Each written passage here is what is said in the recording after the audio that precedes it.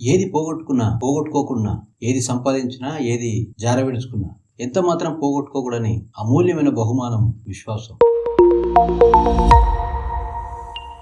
ఈ వారం అంతా మనము మన యొద్ద నుండి దుష్టుడు ఏమేమి దొంగిలిస్తాడన్న వాటిని మనం ధ్యానిస్తున్నాము. వాడు దొంగిలించే వాటి గురించి మనం కొన్ని ఇంతకుముందు మనం ధ్యానించుకున్నాము. ఈ రోజు మనము దుష్టుడు దొంగిలించే విశ్వాసం గురించి మనము మాట్లాడుకుందాం. చూడండి, మన జీవితాల్లో శ్రమలు వచ్చినప్పుడు, కష్టాలు వచ్చినప్పుడు, లేదా అప్పులు అయిపోయినప్పుడు, మనం ఎంతగానో ప్రేమించే వ్యక్తులు మనల్ని ఎడబాసిపోయినప్పుడు, వాళ్ళు మనకు దూరం అయినప్పుడు, లేదా జీవితంలో ఒంటరి వారం అయిపోయామన్న ఆలోచన మనకు కలిగినప్పుడు, అటువంటి డిప్రెషన్ తో కూడిన సిచ్యువేషన్లకు మనం వెళ్ళినప్పుడు, అలాగే ఆరోగ్యం పూర్తిగా పాడైపోయినప్పుడు, లేదా మనకి ఇష్టమైన వాళ్ళ అనారోగ్యంతో వాళ్ళ పడక మీద ఉన్నప్పుడు, సమస్యలు ఎక్కువైపోయినప్పుడు మనం ఏమైపోతామంటే మనలోని మొట్టమొదటిగా తొలగిపోయేది, మనలో పని చేయడం మానేసే వరము విశ్వాసం. మనలో పని చేయకుండా, మనలో కనిపించకుండా పోయే ఫలము విశ్వాసం. హల్లెలూయా.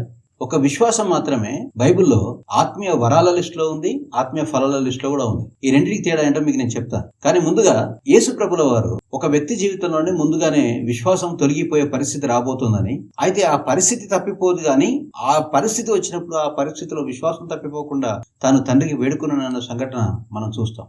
లూకా సువార్త 22వ అధ్యాయము 31-32 వచనాలు. సీమోను, సీమోను, ఇదిగో సాతాను మిమ్మును పట్టి గోధుమల వలె జల్లించుటకు మిమ్మును కోరుకొనును గాని మీ నమ్మిక తప్పిపోకున్నట్లు నేను మీ కొరకు వేడుకొంటిని.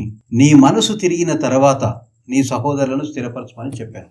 దుష్టుడు పేతురు అతని తోటి సహవాసుల జీవితంలో ఏమి చేయాలని కోరుకుంటున్నాడో యేసుప్రభుల వారు చెప్పారు. గోధుమల వలె జల్లించడానికి. అవునా? అంటే భయంకరమైన కష్టాలు దుష్టుడు తండ్రి వద్ద నుండి కోరుకున్నాడు. కానీ యేసుప్రభుల వారు చూడండి, ఆ కష్టాలు తప్పిపోయేటట్టుగా ప్రార్థన చేస్తానని చెప్పాడా? లేదు. ఆ కష్టాలు ఖచ్చితంగా వస్తాయి. కానీ ఆ కష్ట సమయంలో నీలో నుండి విశ్వాసం తప్పిపోకుండా, మీరు విశ్వాసం కోల్పోకుండా మీ నిమిత్తం నేను తండ్రిని ప్రార్థన చేశానంటాడు. ఆయన ప్రార్థన చేశానంటే ఆటోమేటిక్గా అప్రూవ్డ్ అని అర్థం. యేసుప్రభుల వారు ఏదైనా సరే తండ్రి నోటి వేడుకున్నాడంటే దట్స్ ప్రీ అప్రూవ్డ్. హల్లెలూయా. ఓకేనా? అలాగే వేడుకున్నాడు. తర్వాత ఏమంటాడు అక్కడ? నీ మనసు తిరిగిన తర్వాత, అవునా, నీ సహోదరులను బలపరచు. అంటే నీకు శ్రమ వస్తుంది. ఆ శ్రమలో నువ్వు విశ్వాసం పోయేంత పరిస్థితి వస్తుంది. కానీ విశ్వాసం పోకుండా నేను ఆల్రెడీ ప్రార్థన చేశాను, నేను ఆల్రెడీ తండ్రిని వేడుకున్నాను, కాబట్టి నీ విశ్వాసం పోదు. కానీ నీ మనసు చెదిరిపోతుంది. ఆ మనసు తిరిగి కట్టబడిన తర్వాత నువ్వు మరలా నీ సహోదరులను కట్టాలి. అంటే నా పని నువ్వు మళ్ళీ చేయాలి. హల్లెలూయా. ఈ సంఘటన ఒక అద్భుతమైన ఉదాహరణ. నీ జీవితంలో ఖచ్చితంగా కష్టాలు, నీ జీవితంలో ఖచ్చితంగా రోగాలు, వ్యాధులు, బాధలు, వీటన్నిటిని నువ్వు ఎదుర్కోవాల్సిన సమయాలు వస్తాయి. వచ్చినప్పుడు ఆ సమయంలో నువ్వు ఏం పోగొట్టుకోకూడదంట? ఎంత మాత్రం విశ్వాసం పోగొట్టుకో. హల్లెలూయా. దాన్ని దొంగిలించే అవకాశం దుష్టునికి ఇవ్వద్దు. చాలా మంది చూడండి, నేను చూస్తూ ఉంటాను, నేను ప్రార్థన చేసినప్పుడు వారి జీవితంలో బాగా అద్భుతాలు జరిగినప్పుడు, వాళ్ళ వ్యాపారాలు బాగా నడిచినప్పుడు, వాళ్ళ డబ్బు చూసినప్పుడు, వాళ్ళకి కావాలనుకున్న చిట్టీలు, వీసాలు అవన్నీ వచ్చినప్పుడు వారి విశ్వాసం వేరే విధంగా ఉంటుంది. వారి మాటలే మారిపోతాయి. దేవుడు ఏమైనా చేయగలడు. అవును బ్రదర్, దేవుడు ఏమైనా చేయగలడు. మన దేవుడు అద్భుతమైన దేవుడు. నేను ఒక్కసారి దేవుడు ఏమైనా చేయగలడంటే వాళ్ళు 2-3 సార్లు అంటారు. అదే శ్రమ, శోధన వచ్చినప్పుడు, గట్టిగా ఉన్నాయి మాంసంలోకి, ఎముకల్లోకి ఒక రోగం వచ్చినప్పుడు, లేవలేని స్థితిలో ఉన్నప్పుడు, ఉన్న డబ్బంతా పోయినప్పుడు, వాళ్ళ బంధువుల ముందు పరపతులు అన్ని పోయినప్పుడు మాట తప్పకుండా మారుతారు. వాళ్ళదని కాదు, నాదైనా నీదైనా ఎవరిదైనా మారుతారు. హల్లెలూయా. ఖచ్చితంగా మారుతారు. అవునా? ఉన్న ఆరోగ్యం పోయినప్పుడు, చచ్చిపోతామేమన్న భయం పుట్టినప్పుడు, నీకు ఇష్టమైన వాళ్ళు నీకు మరణ పడక మీద వాళ్ళు ఉన్నప్పుడు, డబ్బు అయినప్పుడు ఖచ్చితంగా విశ్వాసం అనేది సనగిలిపోతుంది. హల్లెలూయా. కానీ ఎలా మరి దీన్ని ఏ విధంగా కాపాడుకోవాలంటున్నాడు? దీనికి జవాబు ఈ పరిస్థితిని గుండా వెళ్లి వచ్చిన పేతురే దీనికి జవాబు చెప్తున్నాడు. పేతురు రాసిన మొదటి పత్రిక 5వ అధ్యాయము 9వ వచనం ఏమంటున్నాడు ఇక్కడ? 8-9 వచనాలు. నిబ్బరమైన బుద్ధి గలవారై మెలకువగా ఉండుడే. మీ విరోధి అయిన అపవాది గర్జించు సింహం వలె ఎవరిని మింగుదునా అని వెతుకుచూ తిరుగులాడుచున్నాడు. లోకమందున మీ సహోదరులందరూ ఈ విధమైన శ్రమలే నెరవేర్చున్నవని ఎరిగి విశ్వాసమందు స్థిరులై వారిని ఎదిరించు. హల్లెలూయా.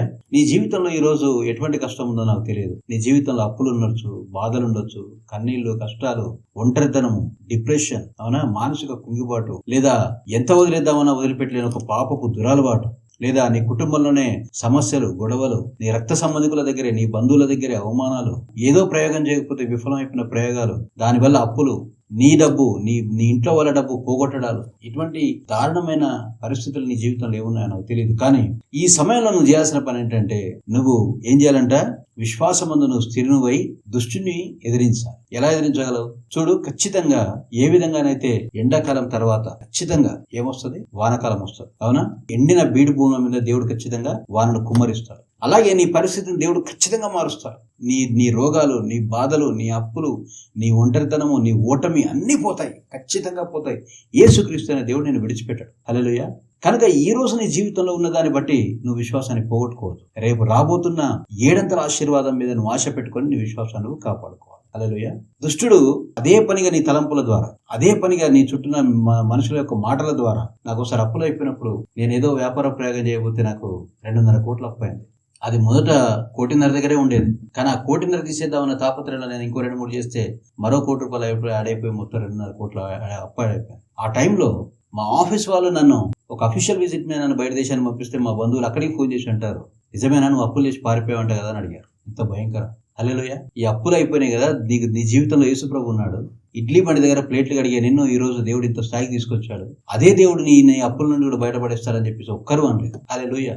ఒక్కరు అనలేదు. కానీ ఆ టైంలో దేవుని వాక్యం నాతో మాట్లాడినప్పుడు నేను రాబోయే పరిస్థితిని బట్టి నేను నిరీక్షణ నాలో కూడా పరిశుద్ధాత్మ దేవుడు పుట్టించాడు. ప్రియమైన స్నేహితుల, సహోదరుడా, ఈ రోజు నీతో యేసు ప్రభు ప్రతినిధిగా చెప్తున్నాను, ఖచ్చితంగా నీ జీవితంలో దేవుడు తిరిగి ఆశీర్వాదాన్ని, ఖచ్చితంగా దేవుడు తిరిగి అభివృద్ధిని ఇస్తాడు. రాబోయే మేళ్ల మీద, రాబోయే ఘనత మీద ఆశ పెట్టుకొని నువ్వు విశ్వాసాన్ని కాపాడుకో. దీన్ని దుష్టుడు దొంగిలించకుండా జాగ్రత్త పడు. హల్లెలూయా. ప్రభు నిన్ను కాపాడుగాక. షాలోమ్.